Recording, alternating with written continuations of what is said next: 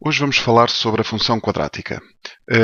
A definição de função quadrática é uma função cuja expressão analítica é do tipo ax² mais bx mais c, em que o a tem que ser diferente de zero. Porquê? Porque se o a fosse igual a zero, ficávamos apenas com uma função do tipo bx mais c, que é uma função afim. Portanto, é a única coisa que nesta expressão que tem que ser necessariamente diferente de zero é o a. Aliás, esta expressão não é estranha para quem já trabalhou com a fórmula resolvente. No fundo, descobrir os zeros de uma função quadrática vai ser utilizar a fórmula resolvente naquela função. Uma particularidade sobre a concavidade desta parábola, já agora o aspecto de uma parábola pode ser assim ou então assim. Este caso é quando o a é maior do que zero. Neste caso é quando o a é menor do que zero. Sugiro que vocês coloquem uma expressão, um exemplo de uma quadrática na vossa calculadora e vejam o aspecto dessa mesma função. Quanto à interseção com os eixos coordenados, que tipo de situações é que há? Portanto, podemos, quando já vi perguntas com função quadrática, até com outro tipo de funções, em que pedem os pontos de interseção com os eixos coordenados. Aí há duas situações possíveis. Como há dois eixos, não é? Portanto, a parábola pode tocar aqui no eixo dos y, e no caso de tocar no eixo dos y é só substituir o x por zero, como pode tocar no eixo do x. Nesse caso, é utilizar a fórmula resolvente, isto é, igualar a quadrática a zero. Recordo, isto vem até do nono ano, que há três situações possíveis quando vocês utilizam a fórmula resolvente. Pode a parábola não ter nenhum zero. Por exemplo, o caso em que a parábola não tem nenhum zero, quando é voltada para cima é porque tem um aspecto mais ou menos assim. Quando é voltada para baixo terá um aspecto mais ou menos assim. Isto são parábolas que não têm pontos de interseção com o eixo do x. Pode ter apenas um zero, em que toca tipo de raspão aqui num ponto. Como pode ter dois. Este é o caso voltada para cima, este é o caso voltada para baixo, e pode ter dois zeros, como é o caso desta ou esta. Quando é que ela tem estas situações diferentes? Quando é que tem um zero, quando é que tem dois e quando é que não tem nenhum? Para isso existe o binómio discriminante, que é aquela expressão que aparece dentro da raiz da forma resolvente. Neste caso, é o b² menos 4ac, que se esta expressão for igual a zero, a parábola tem apenas uma raiz. Se for negativo, como ficamos com a raiz quadrada no número negativo, a equação torna-se impossível, ou seja, a parábola não tem raízes. Se o delta for positivo, então a parábola terá duas raízes. A questão de todas as situações, também vos aconselho, claro está, a recordarem a forma resolvente, que é menos b mais ou menos raiz quadrada de b² menos 4ac sobre 2a. Portanto, isto permite resolver tudo quanto são equações de grau 2. Ora, como é que se resolve uma inequação de grau 2? Por exemplo, deixa cá meter aqui uma inequação. X² menos 5x maior ou igual do que menos 4, por exemplo. O que é que se faz neste caso? Primeiro passa-se todas as expressões, todos os valores para o lado esquerdo da desigualdade. E depois, em cálculos auxiliares, calculam-se os zeros desta parábola aqui. Portanto, a primeira é passar todos os termos para um lado da desigualdade. Depois calculamos os zeros. Os zeros, neste caso, se vocês fizerem a forma resolvente, dá x igual a 1 ou x igual a 4. Então temos uma parábola com estes dois zeros e fazemos o esboço da parábola. Notem que eu desenhei a parábola voltada para cima, porquê? Porque o a é positivo. O a, que é o número que está a multiplicar por x ao quadrado, vale 1. E agora facilmente se descobre quando é que a função é positiva ou quando é que ela é negativa. No nosso caso, queremos saber quando é que ela é positiva, então a solução é de menos infinito até 1. Fechado no 1, porquê? Por causa do igual, está maior a igual, e depois volta a ser fechado desde 4 até mais infinito. Nos infinitos é sempre aberto. Portanto, os passos são tudo para o lado esquerdo da desigualdade, calcular os zeros num cálculo auxiliar, fazer o esboço da parábola e obter o conjunto de solução a partir do esboço. Próxima situação é o cálculo do vértice. O que é isto do vértice de uma parábola?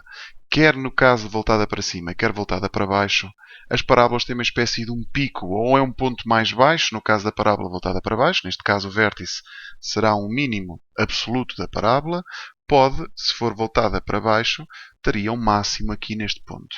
Como é que se calculam as coordenadas deste ponto? Como é que se calcula este vértice? Normalmente representa-se por HK. É um ponto importantíssimo porque caracteriza muita coisa da parábola. Como é que se calcula o vértice que normalmente se representa por HK?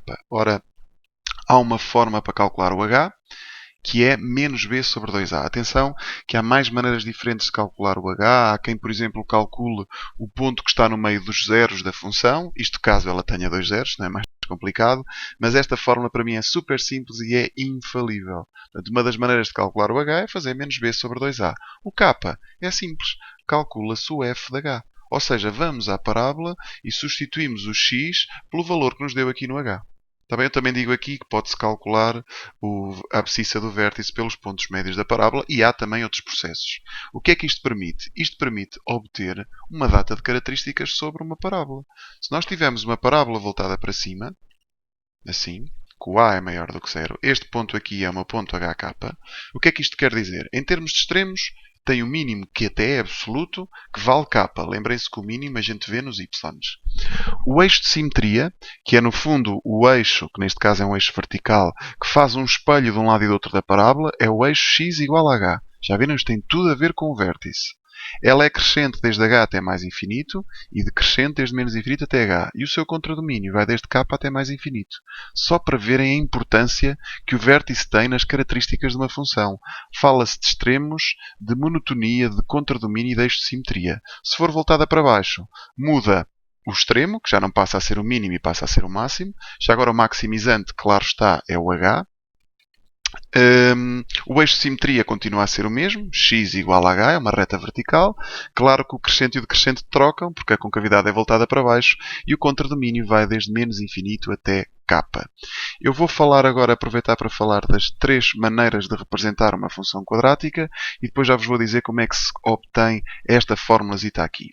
Portanto, por exemplo, há três maneiras de representar a função quadrática. A primeira, que é mais geral, é aquela que mais vezes aparece em questões e aquela que normalmente é mais abordada, é a forma ax ao quadrado mais bx mais c. Existe também a fórmula que utiliza os zeros, que é a fórmula x menos x1 a multiplicar por x menos x2 com o a cá atrás. Aquela que eu fiz há bocadinho, x ao quadrado menos 5x mais 4. Lembram-se que tinha os zeros 1 e 4. Então pode ficar x menos 1, x menos 4, com o 1 cá atrás a multiplicar, porque o a é 1. Está bem? A outra forma, claro que caso a parábola não tenha zeros, não é possível escrever nesta forma. Se tiver só um zero, ele funciona como um zero duplo. Está bem? Por exemplo, se tivesse só os zeros, sempre esta aqui, x ao quadrado menos 2x mais 1, só tem um zero que é o 1. Então fica x menos 1, com o a cá atrás a multiplicar. Não se esqueçam do a. As pessoas esquecem-se muito do a. A outra fórmula é a fórmula do vértice, que é x menos h ao quadrado mais k. E nós vamos mais detalhadamente ver como é que se passa, por exemplo, da forma geral para a fórmula do vértice. Imaginem que eu tenho aqui uma parábola, como está aqui esta, que vale menos 3x ao quadrado, deixa cá ver o exemplo, está aqui, menos 3x ao quadrado, menos 12x, menos 24. E eu quero fazer a passagem com os passinhos todos como normalmente aparece no livro. Nós já sabemos calcular o h e o k. Há uns truques para fazer isto. A primeira coisa que se faz é calcular o vértice, o h, a abscissa do vértice, que recordo era menos b sobre 2a. Até está aqui escrito. Neste caso, o menos b fica menos 12 e o 2a fica menos 3 vezes 2, que dá menos 6. Menos 12 sobre menos 6 dá 2. Depois, na parte que tem x, ou seja, só nesta parte aqui, coloca-se o a em evidência. Ou seja, o a é menos 3. Portanto, se eu aqui tiro menos 3, fica só x ao quadrado. Aqui, se divide por menos 3, fica menos 4x. Estão a ver? Depois, o terceiro passo. Dentro deste parênteses, vamos somar e subtrair o h ao quadrado que foi calculado no primeiro passo. Como o h vale 2, somamos e subtraímos 2. Desculpem, 2 ao quadrado, está bem? Portanto, 2 ao quadrado é 4, somamos e subtraímos. Porquê é que somamos e subtraímos? Para manter o equilíbrio do que está aqui dentro do parênteses. Porque se nós apenas somássemos, estávamos a adicionar 4 valores àquele interior do parênteses sem subtrair. E estaríamos a alterar o valor que tínhamos inicialmente. Depois, quarto passo, isto acaba já no instante, é só passar este menos 4 para fora do parênteses. Claro que quando ele passa para fora tem que ser multiplicado por menos 3. Está bem? Por isso é que apareceu aqui este 12. Menos 4 vezes menos 3 dá 12. Depois, a expressão que aqui está dentro é nada mais que o caso notável x menos h ao quadrado. Ou seja, no nosso caso, x menos 2 ao quadrado. Desenvolvam o caso notável x menos 2 ao quadrado e vão ver se não vai dar isto. E já está escrito na forma pretendida. Portanto, este 12 menos 24, claro está, vai dar menos 12. E este vai ser o meu k, está bem? O meu k neste caso é menos 12. E o h vai ser 2, nós já tínhamos calculado isso no início. E assim conseguimos colocar todos os pontos. Há aqui só um problemazito, às vezes as pessoas esquecem-se de alguma coisa. Nomeadamente, em alguns passos, por exemplo, ao pôr em evidência ao menos 3, há quem se esqueça que este valor aqui tem que ficar a dividir por menos 3, porque é a parte que tem x que se põe em evidência. Há quem se esqueça às vezes de subtrair o h ao quadrado. Tá bem? E não se esqueçam que é o h ao quadrado que se soma e subtrai dentro do parênteses. Depois, às vezes a passar para fora, não se esqueçam de multiplicar o menos 3. Eu estou a dizer isto porque já vi alguns alunos e às vezes esquecem-se de um ou outro passito aqui. Ahm, Bem, mas essencialmente são estes 3 pontos. Às vezes esquecem-se de meter o h ao quadrado. Outras vezes é o passar para fora, esquecem-se de multiplicar aqui por menos 3. E também a outra situação, era somar ou ahm, era o pôr em evidência dividir aquele valor também, logo aqui no segundo passo, ao pôr em evidência ao menos 3. Passar desta forma aqui, para a inicial é super simples, é só desenvolver o caso notável. Eu não vou entrar já na parte prática, eu quero fazer um vídeo sobre exercícios práticos de quadráticas, mas já fica aqui uma boa. Já fica aqui digamos, tudo aquilo que nós vamos precisar para resolver exercícios sobre a função quadrática. Espero que tenham gostado da aula. Até breve.